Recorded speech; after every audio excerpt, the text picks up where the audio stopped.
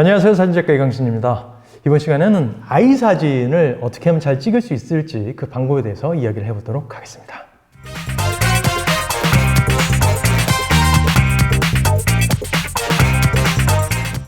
많은 분들이 핸드폰에서 벗어나서 좀 비싼 카메라를 구입을 하시는 첫 번째 이유 중에 하나가 아이 사진을 찍어주기 위해서일 거라고 생각을 합니다. 그래서 조금 더 이쁜 아이 사진을 찍기 위해서 비싼 금액을 들여서 카메라를 장만하고 사진을 배워보려고 하시는 분들이 많이 있을 거라고 생각을 합니다.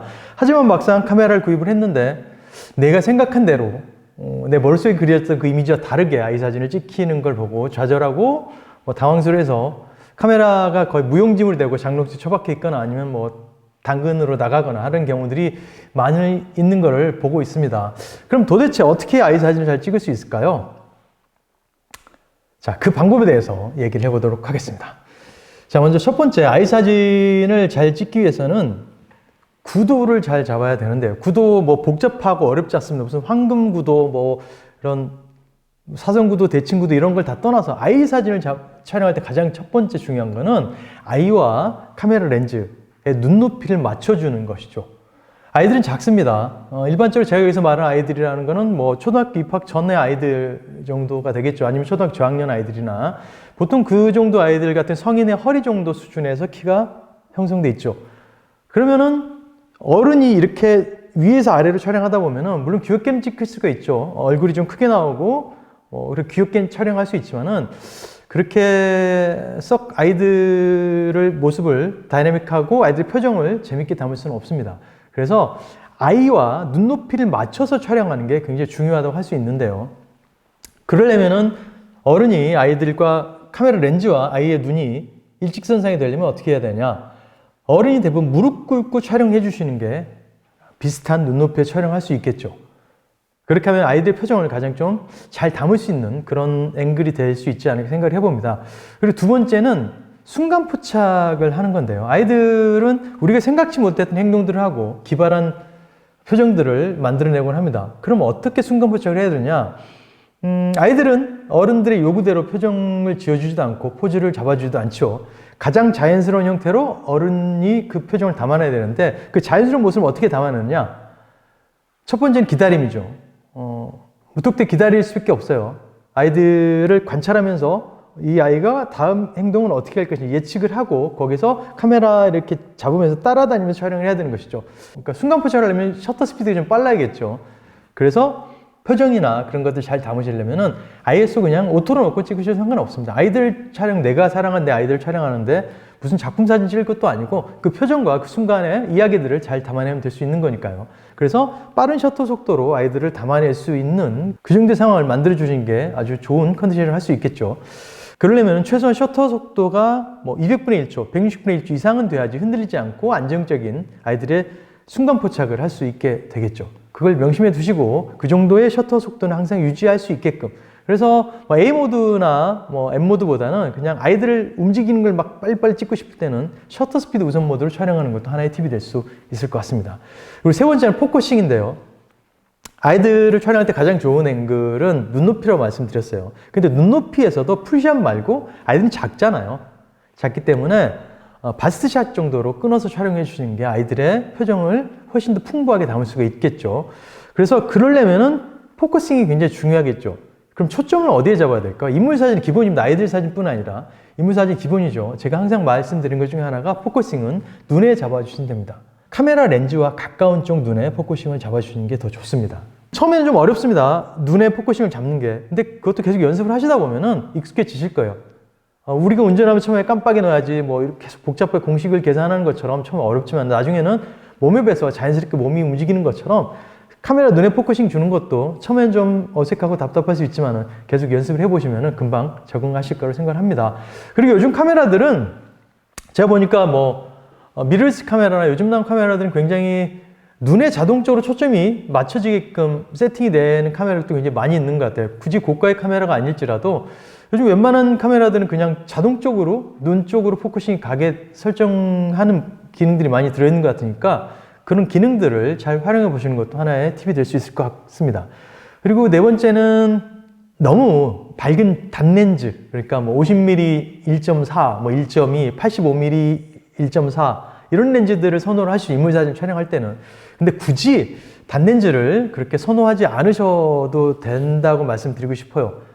물론 조리 수치가 낮은 렌즈로 촬영한 뒤에 포커싱이 아웃포커싱 잘 되고 보케도 나타나고 굉장히 아름다운 인물사진을 촬영할 수 있습니다만은, 아이들은 아까도 말씀드렸지만 내가 의도대로 한 곳에 머물러 있지 않습니다. 막 자기 마음대로 움직이고 뛰어다니고 막 정신이 하나도 없죠.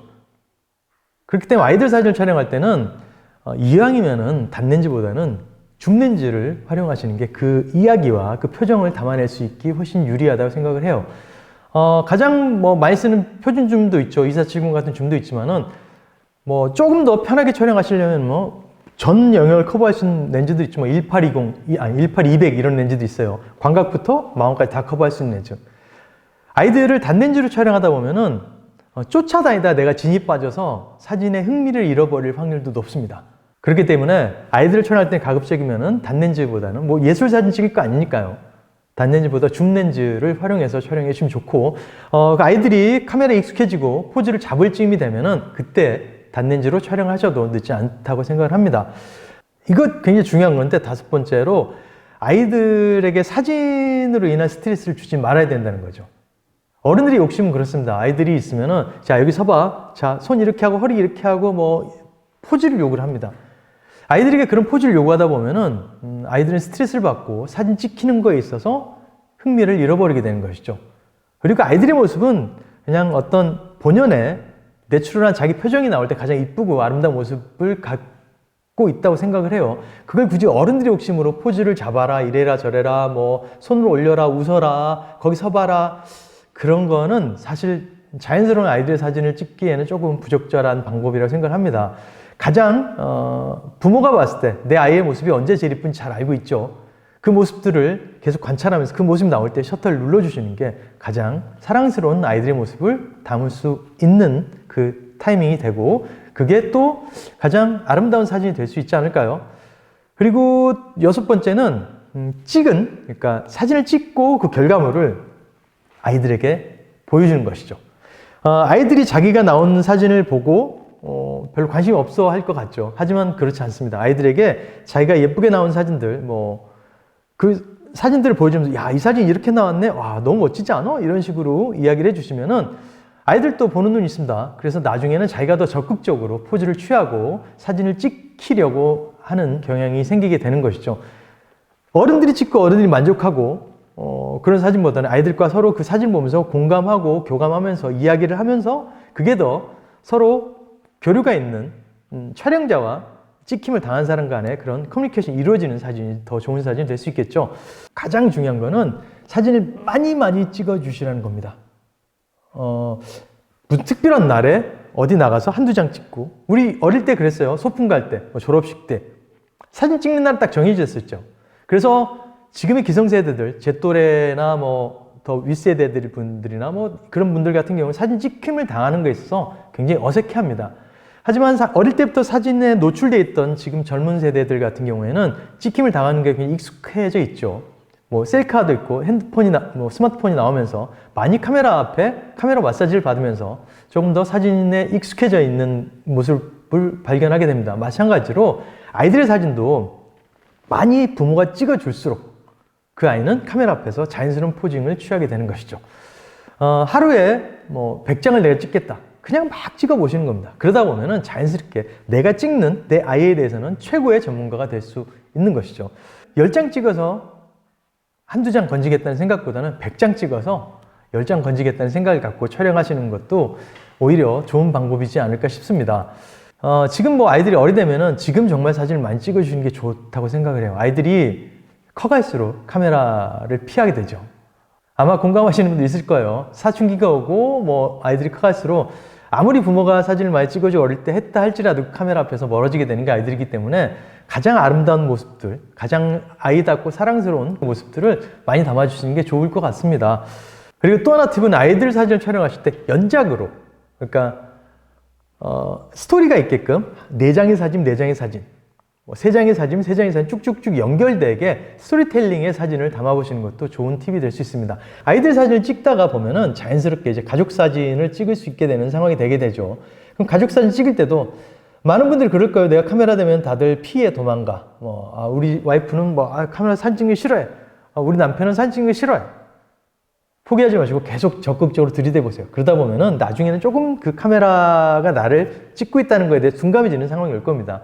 그러면은 좋은 가족 사진도 남길 수 있게 되니까요. 많이 찍어보고, 많이 보여주고, 서로 그 사진을 보고 얘기해보고 공감할 수 있는 시간들을 가져보시길 바라겠습니다. 어떻게 아이 사진 찍는 법 조금은 도움이 되셨나 모르겠습니다. 잊지 마시고 제가 말했던 팁들 잊지 마시고 좋은 사진들, 다른 사람 절대 못 찍는 나의 시선으로 바라볼 수 있는 나의 사진들, 나의 아이들, 내가 사랑하는 내 가족들의 사진들 많이 담아볼 수 있는 그런 봄이 됐으면 좋겠습니다. 이제 곧 꽃들이 피고 아름다운 계절이 다가오고 있죠. 이때 여행을 못 가더라도 그냥 집 근처에 나가서 꽃을 보면서 꽃과 함께 사진도 찍어보시고 그렇게 하는 사진 라이프를 즐겨보시길 바라겠습니다. 저는 다음 시간에 조금 더 나은 컨텐츠로 돌아오도록 하겠습니다. 구독과 좋아요 아시죠?